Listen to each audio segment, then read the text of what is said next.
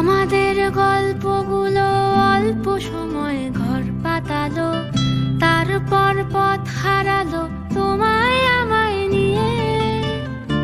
আগে যদি বুঝতো তারা মনের নদীর তল পাবে